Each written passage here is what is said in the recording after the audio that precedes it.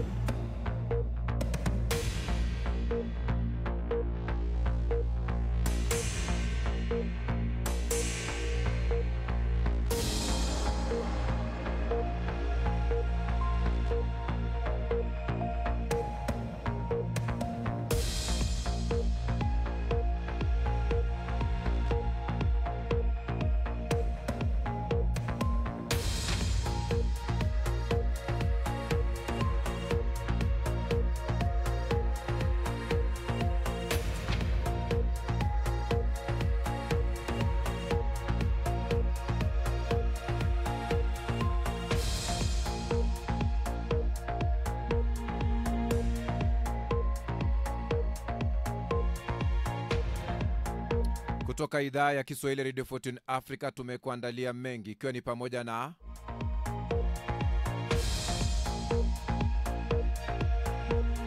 makumi ya raia wa Ghana waliosafirishwa Nigeria kwa ulaghai wa kazi waokolewa.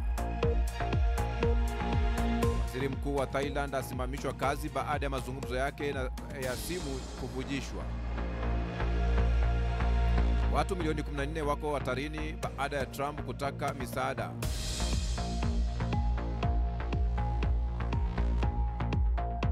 Watu milioni 14 wako hatarini baada ya Trump kukata misaada. Wizara ya ulinzi ya Urusi yaripoti kuangushwa ndege 60 zisizo na rubani usiku kucha.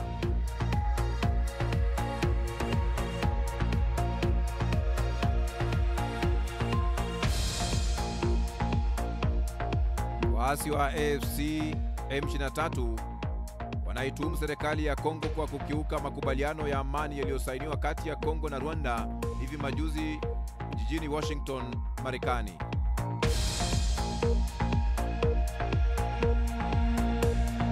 Ulaya kumbwa na wimbi la joto kali, viwango vya joto vya pindukia nyuzi joto 40.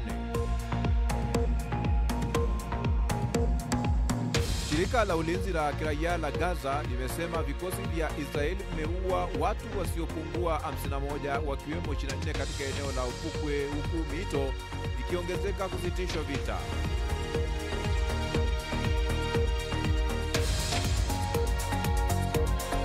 Chama cha Mapinduzi ndio Barcelona ya Tanzania. Chama cha Mapinduzi kimerudisha usajili kwa wachezaji wake, sema mwanasiasa wa Tanzania Esther Ulaya. Naam, natumai ubweri wafya pote pale ulipo duniani kwa moyo mkunjufu na mikono miwili. Hujambo na karibu kwenye taarifa yetu ya habari kutoka idhaa hii ya Kiswahili ya Radio Fortune Africa. Jina langu ni Kantona Joseph. Takribani watu raia 76 wa Ghana ambao walisafirishwa hadi nchini Nigeria chini ya mpango wa ulaghai wa kuajiri wameokolewa. Polisi wa Ghana wamesema waathiriwa wengi wao vijana walishawishiwa na ahadi za kandarasi za soka za kujiunga na timu kigeni, kupangiwa kazi nje ya nchi au usaidizi wa utayarishaji wa visa. Baada ya kuwasili, hati zao za kusafiria na simu zao zilichukuliwa na wao wenyewe kufungiwa kwenye vyumba vilivyojaa watu katika mazingira magumu. Polisi wanasema waathiriwa walilazimika kuwasiliana na jamaa zao ili kuomba takribani dola zipatazo 1,000 kwa kisingizio cha kulipa ada ya mafunzo au mahitaji ya msingi. Walaghai hao pia wanadaiwa kutumia orodha ya mawasiliano ya waathiriwa kuwalaghai marafiki na jamaa zao. Mahakama ya Katiba ya Thailand imemsimamisha kazi waziri mkuu Paetongtarn Shinawatra ambaye anakabiliwa na shinikizo la kubwa la kujiuzulu baada ya tukio la kuvujishwa kwa mazungumzo yake ya simu na kiongozi wa zamani wa Cambodia Hun Sen. Klipu hiyo ambaye Paintogtan alimwita mjomba na kumkosoa kamanda wa jeshi la Thailand ilizua hasira miongoni mwa raia wa Thailand, wengi wao wakiwasilisha ombi la kutaka afutwe kazi.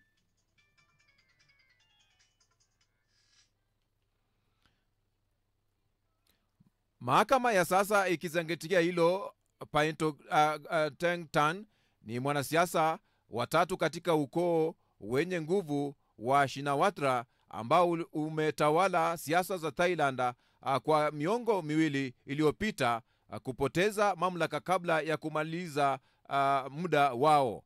Muungano wake unaotawala tayari una idadi ndogo ya wabunge baada ya mshirika mkuu wa kiafidhina kujiondoa wiki mbili zilizopita. Mahakama ya kikatiba ilipiga kura 7-2 kumsimamisha kazi, wakati wakizingatia kesi ya kufutwa kwake, na ana siku 15 za kuwasilisha utetezi wake. Huku hayo yakijiri, naibu waziri mkuu Soria Jogrungangit atahudumu kama kaimu kiongozi wa nchi. Ikiwa atafukuzwa kazi, Paintogtan atakuwa waziri mkuu wa pili kutoka chama cha Pheu Thai kuondolewa madarakani tangu Agasti mwaka jana.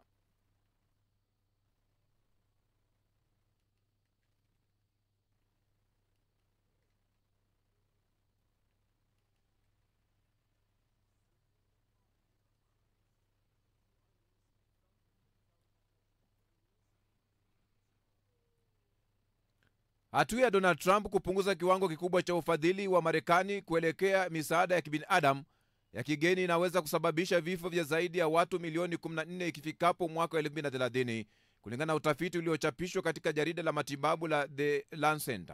Theluthi moja ya wale walio katika hatari ya kukabiliana na vifo vya mapema ni watoto, utafiti umebaini. Waziri wa mambo ya nje wa Marekani Marco Rubio amesema mwezi Machi mwaka kwamba utawala wa Rais Trump ulifuta zaidi ya 80% ya programu zote katika shirika la maendeleo ya kimataifa la Marekani USAID. Kuhusishwa ghafla kwa ufadhili huo na kusitishwa ghafla kwa ufadhili huo kunatishia kurudisha nyuma hatua zilizopigwa miongo miwili iliyopita katika juhudi za kuimarisha afya miongoni mwa watu walio katika hatari, ameongeza Raseli, mtafiti katika taasisi ya Barcelona ya afya ulimwenguni.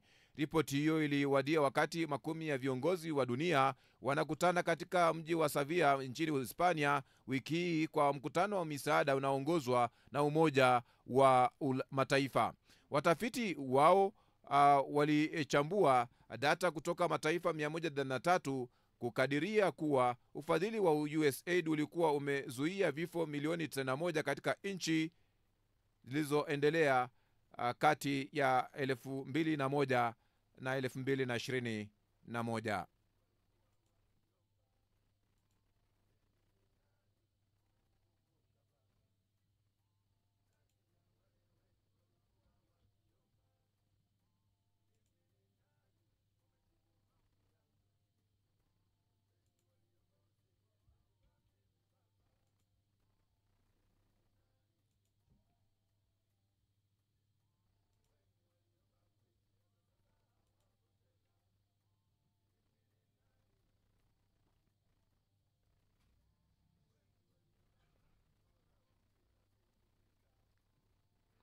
Ni taarifa ya habari kutoka idhaa hii ya Kiswahili Radio Fortune Africa.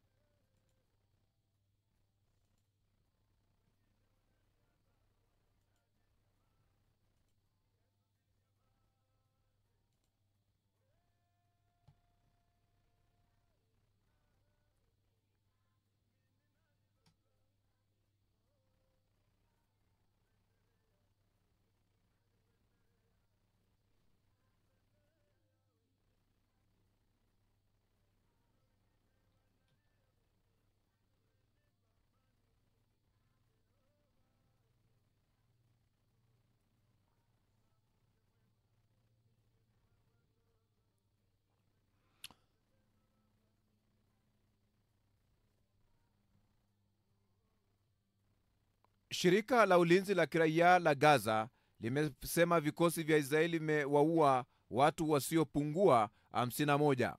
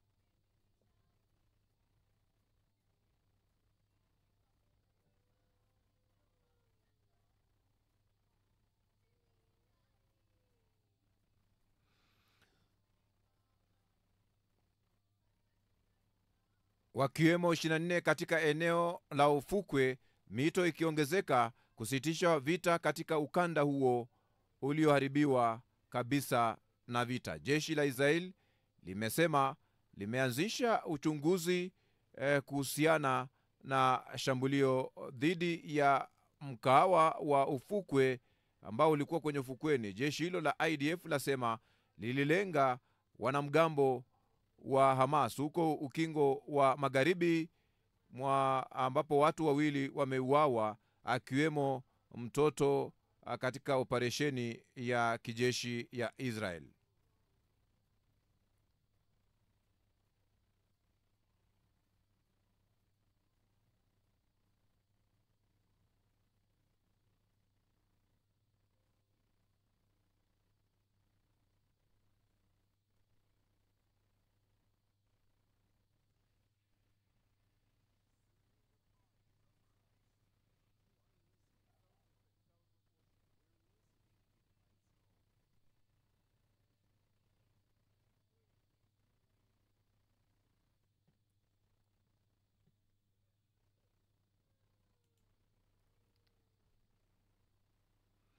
Wakati wa usiku wa mifumo ya ulinzi ya anga iliharibika katika maeneo tofauti, ambapo droni 60 za Ukraine, wizara ya ulinzi ya Urusi imedai. Kulingana na taarifa hiyo, ndege zilizo za rubani 17 zilipigwa juu ya Crimea, huku aina ya UAV 16 zikipigwa juu ya eneo la mkoa wa Rostov na 11 zikipigwa risasi juu ya maji ya bahari ya Azov, 5 zikipigwa juu ya mkoa wa Kaska, 4 zikiangushwa katika mkoa wa Saratov, nyingine 3 zikipigwa juu ya maji ya bahari Nyeusi, 2 zikipigwa juu ya mkoa wa Belgorod na 1 ikapigwa juu ya mikoa ya Voronezh na Oroyo, ambapo wanahabari wamedhibitisha hilo. Siku moja kabla ya wizara ya ulinzi ya Urusi litangaza kuwa ndege 15 zisizo za rubani za Ukraine zilidunguliwa usiku kucha katika hatua ya kuamkia leo.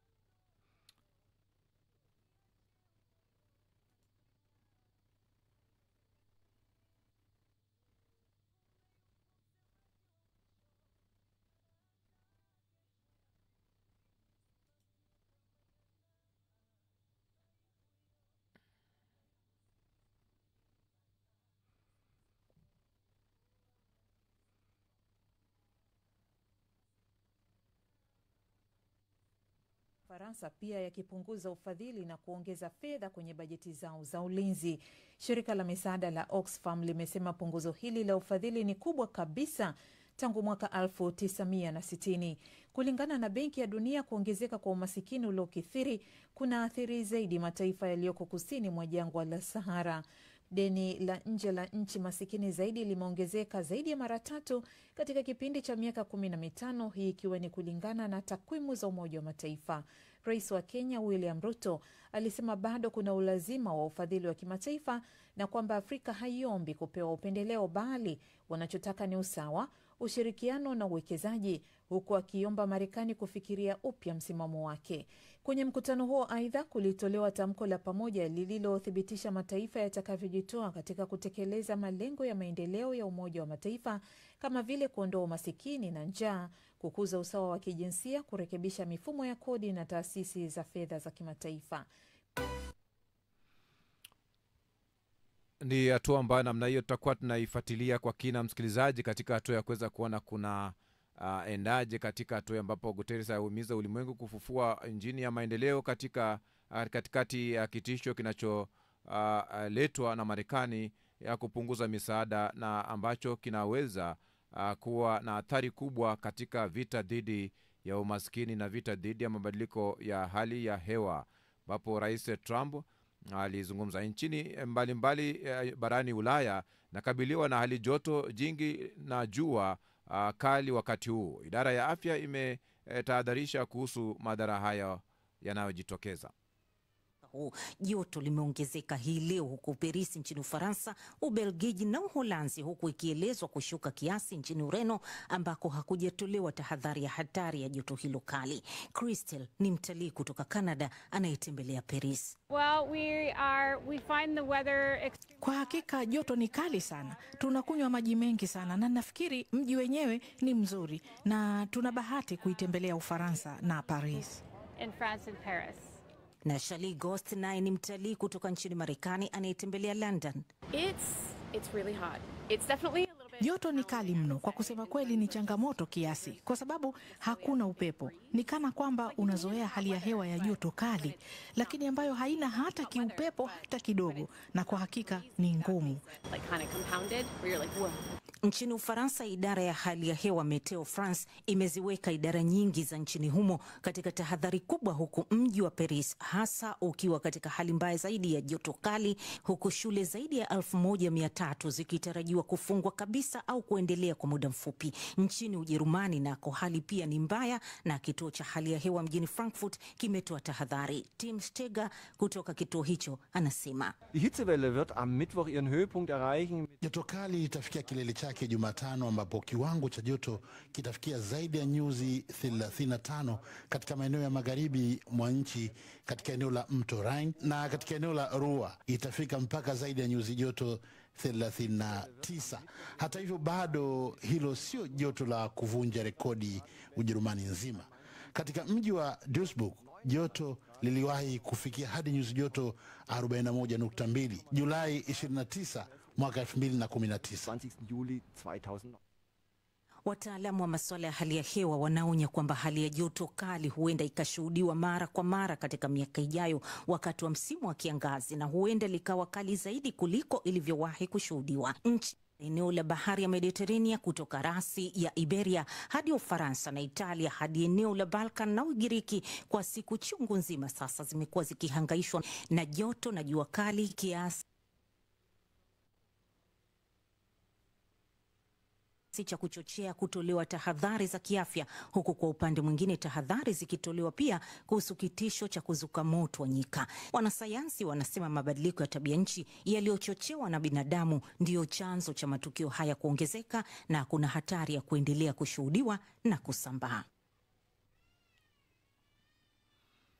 Ndio hali ambayo inajitokeza ya joto Ulaya.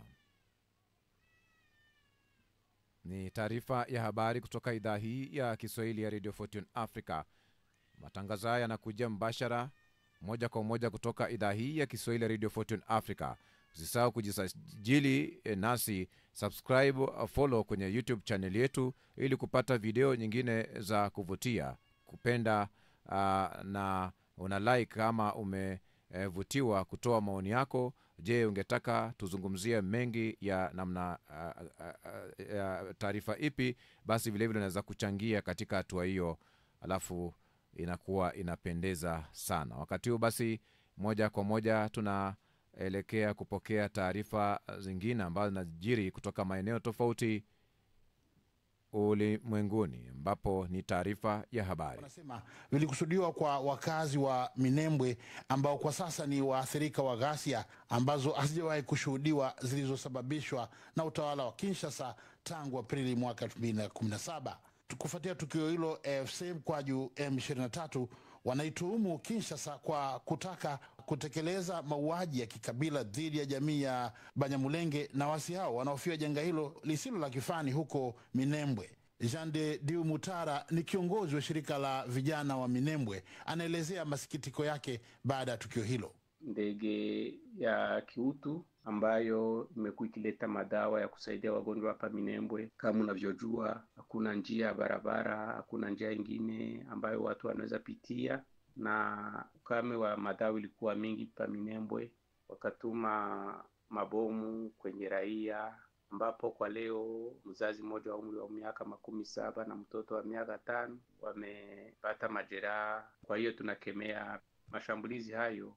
Lakini pia msemaji wa AFC mkwaju M23 Lawrence Kanyuka amelaani mashambulizi ya kutumia silaha dhidi ya raia katika vijiji vya Kaniola, Kabare, Kigogo, Katasomwa, Nyabiondo, ambapo tangu mwishoni mwa juma mapigano yamezidi kuripotiwa kati ya kundi la wazalendo linaloungwa mkono na serikali mjini Kinshasa na AFC mkwaju M23.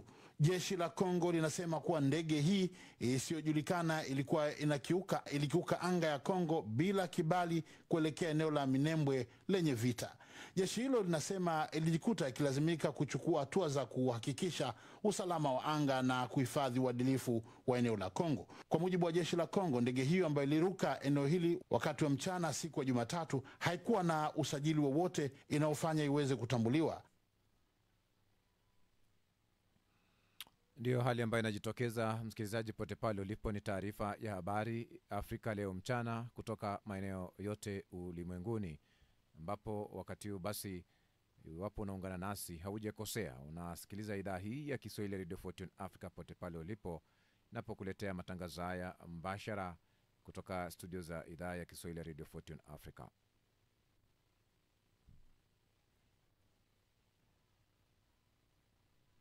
Mwenyekiti wa chama kikuu cha upinzani Chadema Tundu Lissu nchini Tanzania amefikishwa tena katika mahakama ya Kisutu jiji kuu la Dar es Salaam chini ya ulinzi mkali. Kesi zinazomkabili ni pamoja na ya uhaini na ile ya kuchapisha taarifa za uongo mitandaoni.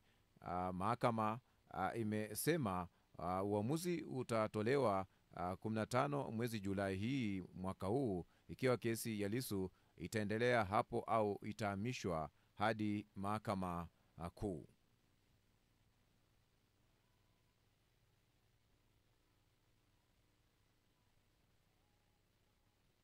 Anafikishwa nayo, ulinzi umekuwa unaimarishwa kweli kweli, lakini baada ya kufika katika chumba cha kusikiliza kesi, bwana Tundu Lissu ambaye alitoa kesi hii ya uhaini ambayo mara nyingi inasikilizwa kwanza alafu baadaye inakuja ya uchochezi. Kesi ya uhaini, Lissu leo hii alikuwa anahitajika kupata uamuzi ikiwa kesi hii itaendelea kusikilizwa hapa mahakamani ama iondoshwe ama iendelee kusikilizwa mahakama kuu. Lakini kwa bahati mbaya bwana Lissu alitoa uchanganuzi mwingi wa kisheria, lakini bahati mbaya sana hakimu leo hakuweza kutoa uamuzi kama kesi hii itaendelea tena kuelekea mahakama kuu ama kufutwa kabisa, kwa sababu Lissu alikuwa akisisitiza kwamba hahitaji tena kupigwa tarehe hii kesi. Kwa hiyo kwa kesi ya uhaini hali ilikuwa kama hivyo, na baadaye uamuzi ukatolewa kwamba hii kesi inabidi isubiri mpaka tarehe 15 kutokana na jalada lake kuwa halipo katika mahakama hii, na jalada hilo linasemekana kwamba lipo kwa mkurugenzi mkuu wa mashtaka. Kwa hiyo kesi ya uhaini itaendelea mpaka tarehe 15 ya mwezi wa 7.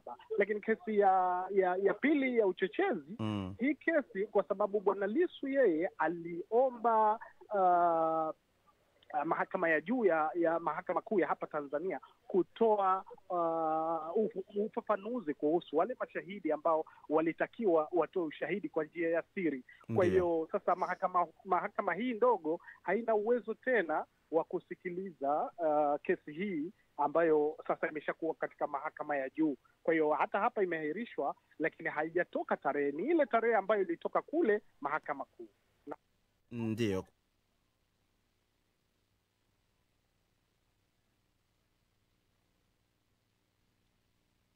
Na hakuna uamuzi mwingine wowote ambao umechukuliwa leo hii? Hakuna mpaka sasa.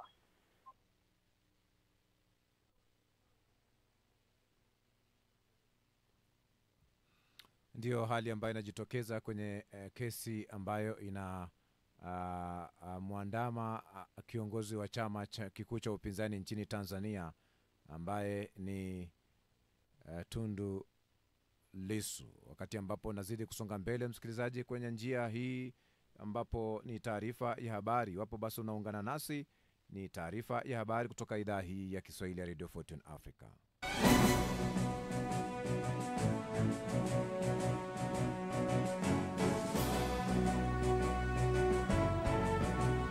Taarifa kuu yapo unaungana nasi, basi wakala wa ulinzi wa Gaza umesema vikosi vya Israeli vimewaua watu takribani 50. Vifo milioni 14 vya ziada kutokea kufikia mwaka wa 2030 baada ya msaada wa Marekani kusitishwa. Uingereza uhimiza ulimwengu kufufua injini ya maendeleo wakati ya kitisho cha Marekani kupunguza misaada.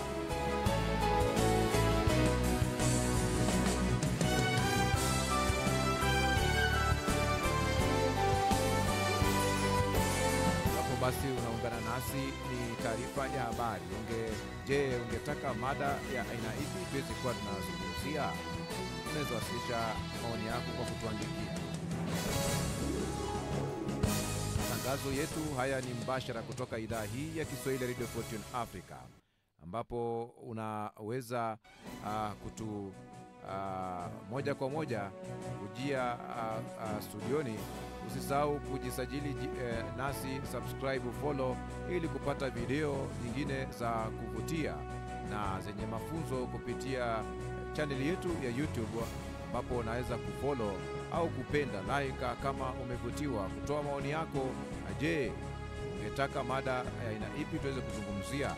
Unaweza kutuandikia kupitia njia tofauti, hata kupitia barua pepe ya radiofortuneafrica@gmail.com.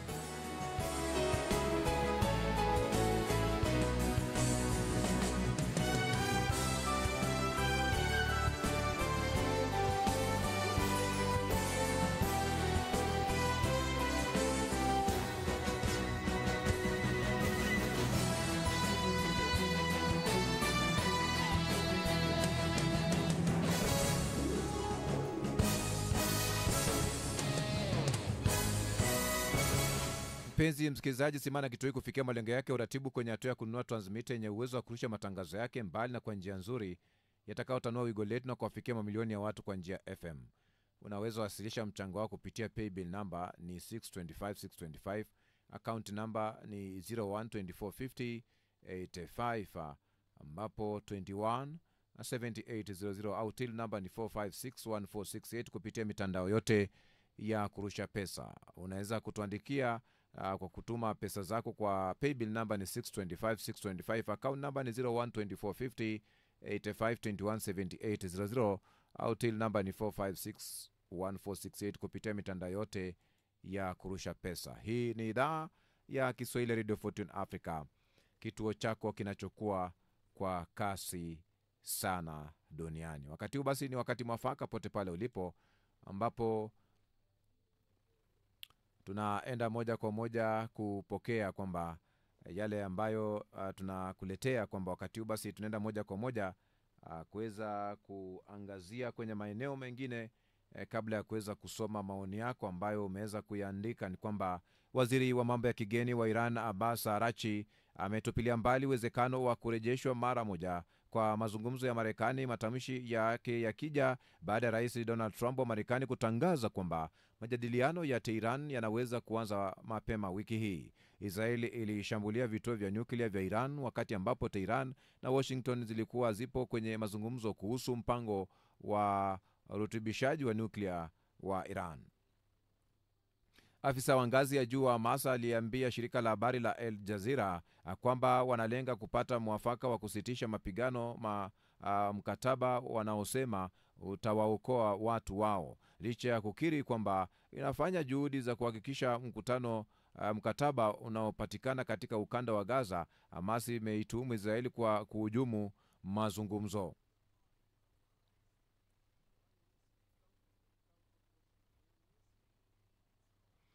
Wananchi wa Burundi wameadhimisha hii leo kumbukumbu ya miaka 63 tangu pale taifa lao lipopata uhuru kutoka kwa mkoloni Ubelgiji. Kumekuwa na hisia mseto kuhusu maadhimisho ya siku hiyo, baadhi wakikosoa namna ya sherehe zilizofanyika na kugharimu fedha nyingi ambazo zingelifanya shughuli muhimu ya maendeleo, huku wengine wakisisitiza umuhimu wa kusherekea. Zaidi ya watu milioni 14 walio katika mazingira magumu zaidi duniani, ambapo theluthi moja kati yao wakiwa ni watoto wadogo, wanaweza kufa kufuatia hatua ya utawala wa Rais Donald Trump kuamua kusitisha misaada yake ya nje, utafiti mpya umeonyesha. Haya yakijiri, katibu mkuu wa Umoja wa Mataifa Antonio Guterres ametaka mataifa yanayokutana Uhispania kwa mkutano wa maendeleo isipokuwa Marekani kuchukua hatua stahiki kukabiliana na changamoto za kidunia, kuanzia kwenye mizozo hadi mabadiliko ya tabia nchi. Rais wa Kenya William Samoei Ruto amewataka wakopeshaji wa kimataifa pamoja na mashirika yanayofanya tathmini ya madeni ya nchi za Afrika kuzingatia usawa wa mazingira ya sasa ya kidunia ili kuzisaidia nchi hizo kustahimili changamoto za kifedha. Ruto amesema hayo kupitia ushirikiano na kwa taasisi za kifedha za kimataifa kutenda haki kwa nchi zinazoendelea ndiko kutasaidia mataifa hayo kujikwamua kiuchumi. Kauli ya Rais Ruto imewadia wakati huu bara la Afrika likiendelea kushinikiza mabadiliko katika mifumo ya kifedha katika anga ya kimataifa. Basi moja kwa moja tunaelekea kupokea na kusoma maoni yako ambao umeweza kuyaandika, msikilizaji, pote pale ulipo. Hapo Kamoja Amri Mawa wa Urambo, Tanzania, Mungu amlaze mahala pema mwanaharakati wa Kenya. Justin Brasias Jason anasema kama mahakama mkazi haina mamlaka ya kusikiliza kesi ya Lissu, je, muda wanapoteza wa nini? Manaitwa nani hapa hivi? Meshaki Mlenga pale, Lissu anacheleweshwa nini kutoka gerezani au ndio sielewi hapo, uchaguzi upite sikuelewi hapo bwana, katika maandishi yako hayo changanya namna hii. Haya, Rafael Ngalanda pale hivi wa Guti pale hivi Mkalama pale hivi Singida, Tanzania, kule Singida kwa Wanyiramba kule, sema nawapata vyema sana Radio 14 Africa mchana wa leo kwenye Afrika Leo mchana, matangazo mbashara tena mkiwa okay. Thomas Mayunga pale hivi Mwanalolesia pale hivi shabiki wa Simba toka Geita, Tanzania, na wapata watabiri wa hali ya hewa hawataweza kushindana na Mungu, wasitutishe mara nyingi, wanabahatisha tu, matokeo yanaweza kubadilika kinyume na taarifa zao. Zungumzia hali joto kule Ulaya ambapo limefikia nyuzi joto 40, ambapo vile Isaiah Sambo mpenda amani anasema tunaposhindwa kuyatunza mazingira yetu ndicho huwa chanzo cha uharibifu wa mazingira yetu na kuharibu ndio ozone layer inayofanya mionzi ya jua itufikie kwa urahisi. Baga Karim anasema Wambezi pale Dar es Salaam Tanzania, huku kwetu tunashukuru Mungu, hali ya hewa ni safi, kuna ubaridi mzuri kabisa, hasa jiji kuu la kibiashara Dar es Salaam. Sara Musani pale hivi, nimefurahi sana Wakome na wanaoshindana na Mungu. Juzi tu walikuwa wanajadili namna ya kutengeneza lea ya kuzuia jua isifikie chini kabla ya akili yao kufanya kazi. Mungu ameamua kuwanyorosha. Kolima Kilonzi pale hivi, nchi ya Gulf 45 sembuse hiyo ya 40. Selemani pale hivi, Eli wa Geita pale hivi, Katoro Tanzania, na wapata vizuri sana Radio Fortune Africa kwa matangazo yenu mbashara Afrika leo mchana. Asante na karibu. Maneti kama Gongo Kione wa Iringa Uluti pale, pole sana Ulaya kwa kukumbwa na joto kali hili na mabadiliko ya tabia ya nchi.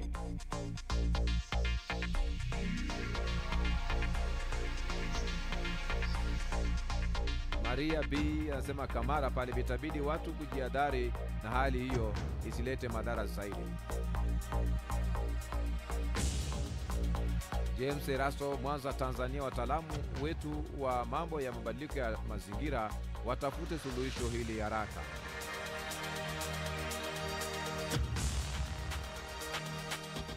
Ni taarifa ya habari kutoka idhaa hii ya Kiswahili Radio Fortune Africa, Afrika leo mchana, ambapo sasa hivi ninaelekea mapumzikoni.